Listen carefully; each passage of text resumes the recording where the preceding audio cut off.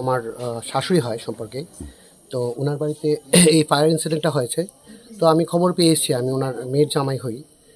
তো এসে দেখলাম যে অনেক মানুষরা ওরা ভিড় করে আছে ওখানটায়।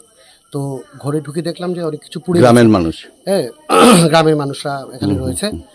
তো দেখলাম অনেক কিছু ভিতরে যা সোফা টোফা আর আপনার ওই টিভিগুলো ছিল, এরপর বিছানা ছিল, সবগুলো পুড়ে গেছে।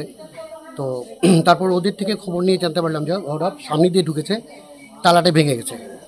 সামনের দিকে দরজার তালাটা ভেঙে ওরা ভিতরে ঢুকেছে, তারপর পিছন দিয়ে বেরিয়ে গেছে।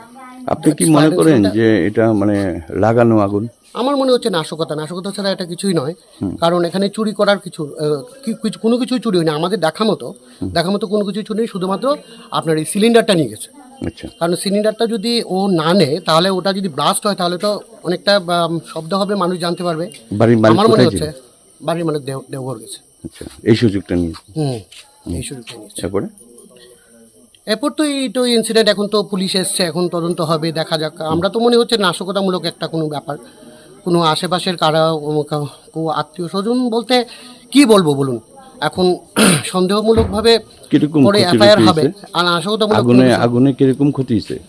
ক্ষতি তো মনে হয় আপনার মানে ইন্টারনাল যদি ছোট ছোট কোনো জিনিস আছে কিনা এটা জানি না, তবে আপনার এই সোফা, টিভি, এরপর খাট, হ্যাঁ, এরপর আপনার কতগুলো কাঠ ছিল, কাঠগুলো পুড়ে গেছে গা।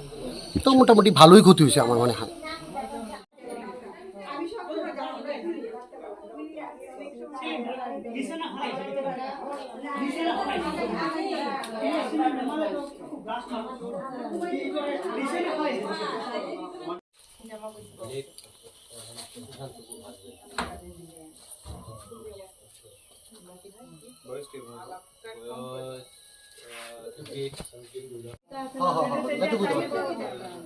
আমি কইতে পারতাম না কিছু চুরি যদি হইয়া থাকে, শুধু সিলিন্ডারটা মানে চুরি হইতে পারে যে কোনো।